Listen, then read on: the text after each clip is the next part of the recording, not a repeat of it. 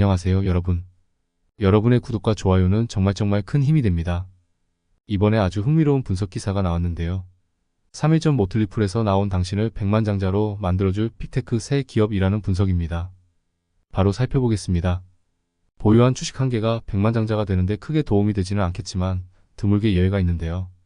이것은 기술 종목일 확률이 높습니다. 결국 세계의 발전의 배경에는 기술이 있기 때문입니다.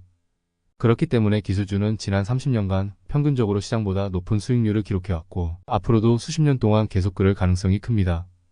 그렇다면 당신을 백만장자로 만들어줄 수 있는 잠재력을 가졌지만 현재 과소평가되고 있는 기술주 3가지를 살펴보겠습니다. 먼저 퀄컴인데요.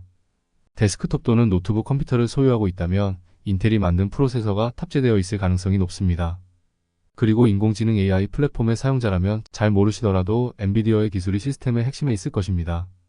그리고 무선 인터넷 접속 기술을 사용하신다면 아마도 퀄컴에서 만든 제품일 것입니다. 스마트폰 와이파이 칩, 블루투스 헤드셋, 홈 보안 시스템, 차량 내 연결, 웨어러블은 모두 퀄컴의 제품입니다. 퀄컴이 없었다면 소비자 기술 세계는 상당히 달라졌을 것입니다. 현재 퀄컴은 기술 시장에서 가장 큰 기대를 받고 있는 인공지능 특히 모바일 AI 기술에 집중하고 있습니다. 이 회사의 스냅드래곤 모바일 프로세서는 스마트폰을 클라우드로 오프로드하지 않고도 AI 작업을 처리할 수 있는 장치로 전환할 수 있을 만큼 강력하고 기술은 아직 초기 단계이지만 상용화가 곧 이루어질 것입니다. 시장조사업체 글로벌 마켓 인사이트는 모바일 AI 시장이 2032년까지 연평균 25.5%의 성장률을 보일 것으로 전망하며 이는 퀄컴이 이미 장악하고 있는 시장 규모에서 거의 20배에 달하는 성장률로 지금부터 8년 후까지 성장률의 상당 부분을 차지할 가능성이 높습니다. 이미 가시화되고 있는 AI 기반 무선 기술 수요를 고려할 때 퀄컴 주가는 조만간 이 분야에 대한 강점을 본격적으로 반영하기 시작하게 될 것입니다. 다음은 ASML입니다. 네덜란드에 본사를 둔 ASML은 자기도 모르는 사이에 그 기술의 혜택을 받고 있다는 점에서 퀄컴과 비슷합니다.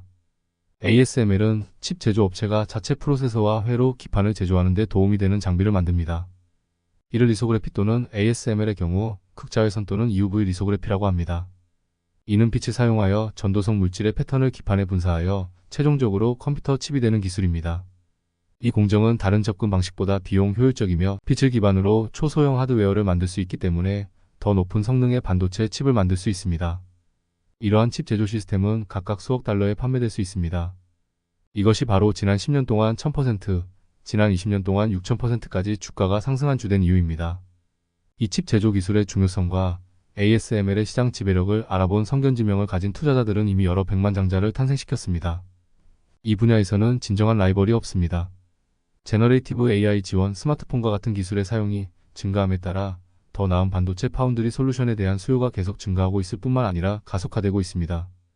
모두 인텔러전스는 UV 리소그래피 시장이 2029년까지 연평균 11% 이상 성장할 것으로 전망했으며 데이터 브리지 마컨 리서치는 이 수치를 20%로 보고 있습니다. 하지만 시장 점유율과 특허 포트폴리오를 고려할 때 2가지 중 낮은 수치라도 ASML은 여전히 매우 낙관적입니다. 물론 이 회사는 지적재산 도용과 노하우의 무단 사용으로 인한 반복적인 피해자인 것 같습니다. 사실 이는 ASML 투자자들에게 가장 큰 리스크가 될 수 있습니다. 하지만 여전히 큰 위험은 아닙니다. 잠재적 경쟁자들은 일반적으로 UV 리소그래피 시장에서 ASML의 지배력을 위협할 만큼의 기술을 훔칠 수 없습니다. 나머지는 일반적인 특허 침해 및 집행으로 해결할 수 있습니다. 마지막으로 아이온큐인데요. 익숙한 인공지능 솔루션이 현대 컴퓨터 아키텍처에 대한 수년간의 비전을 마침내 실현하고 있는 반면 양자 컴퓨팅은 아주 최근까지도 상상조차 할 수 없었던 옵션을 제공하며 세계는 아직 양자 컴퓨터가 할 수 있는 모든 것을 완전히 이해하지도 못하고 있습니다.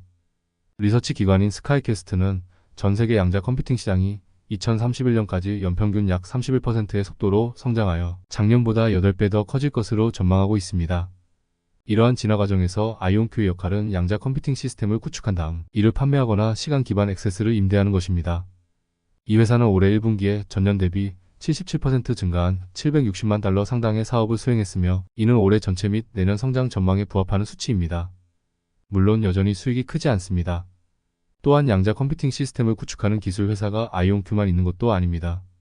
하지만 비용 대비 성능 면에서 선두를 달리고 있으며 동시에 이러한 플랫폼에 가장 접근하기 쉽고 사용자 친화적인 액세스를 제공합니다.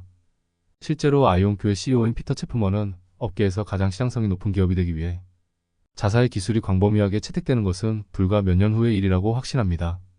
이제 막 성장하고 있는 이 업계에서 큰 수익을 얻을 수 있는 유리한 위치에 있습니다. 이번 주에 아주 인상적인 내용이 있어 같이 좀 나누려고 하는데요.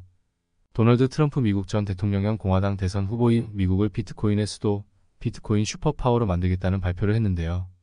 27일 현지 시간 미국 테네시주 내슈빌에서 열린 비트코인 콘퍼런스 2024의 연사로 참석해서 비트코인과 가상자산 산업에 대해 강력한 지지를 나타냈습니다. 미국을 가상자산의 수도로 만들고 비트코인을 비축 자산으로 두겠다는 그의 파격적이라고도 볼 수 있는 발언에 업계는 환호했다고 하는데요. 그들이 말했듯 비트코인이 달나라에 간다면 미국이 이를 이끄는 국가가 되기를 원한다고 밝혔는데요. 트럼프가 미국 역사상 처음으로 정치 후원금으로 비트코인과 가상자산을 받아들인 당의 대선 후보라고 합니다. 가상자산 업계에 대해 부정적인 입장을 보이며 강력한 규제를 펼치고 있는 미국 증권거래위원회 SEC와 민주당에 대해서도 비판했는데요. 가상자산 업계가 공공의 적으로 간주하고 있는 게리 갠슬러 SEC 위원장의 교체도 주요 과제로 내세우며 11월의 대선에서 승리하면 임기 첫날 게리 갠슬러를 해임하고 비트코인 및 가상자산에 관한 대통령 자문위원회를 만들겠다면서 SEC 위원장으로는 가상자산 산업의 미래를 건설해야 한다고 믿는 사람을 선임할 것이라고 밝혔습니다. 또한 트럼프는 대통령에 당선된다면 미국이 보유한 비트코인 전체를 일절 팔지 않을 것이다. 미국의 전략적 비축 자산으로 둘 것이라고 선언했습니다. 비트코인 산업은 초기 철강 산업과도 같다. 언젠간 금의 시가총액을 추월할 비트코인과 가상자산 시장을 미국이 선점해야 한다. 그렇지 않으면 중국이나 다른 국가들에 뺏기게 될 것이라고 말했다고 하는데요. 그러면서 자신이 미국 대통령이 된다면 비트코인과 가상자산은 이전과는 다른 규모의 급등세를 보일 것이라고도 자신했다고 합니다. 7월 8일 기준 55,000달러대에 머물렀던 비트코인의 가격은 트럼프의 당선 가능성이 점차 높아지면서 약 26% 급등하며 68,000달러 선을 복구하기도 했습니다. 트럼프는 내가 대통령이 된다면 비트코인과 가상자산은 그동안 보지 못했던 수준으로 오를 것이다. 우리는 절대 비트코인을 팔지 않을 것이라면서 달러의 가치를 위협하고 있는 것은 비트코인이 아닌 현 정부의 행각이다. 우리는 안정적인 가상자산 규제안을 통해 미국의 달러 지배력을 강화할 것이라고 말했다고 합니다. 앞으로 비트코인의 방향도 달라질 수 있어 보이는데요. 8월에 접어들면서 전 세계에서 가장 큰 기업들인 마이크로소프트, 아마존, 메타, 애플 등 매그니피센트 7 기업들이 대거 실적 발표를 앞두고 있습니다. 뿐만 아니라 아이온큐도 8월 7일 실적 발표를 앞두고 있습니다. 앞으로 실적 발표가 기대되네요. 여러분은 어떻게 생각하시나요? 댓글로 나눠주세요. 가끔 너무 도움이 안 되는 개인적인 비방 글들도 있어서 서로 도움이 될 수 있는 긍정적인 정보 교류의 목적을 둔 댓글을 나누어 주시면 좋겠습니다. 오늘도 시청하여 주셔서 감사합니다. 행복한 한 주 시작하세요. 감사합니다.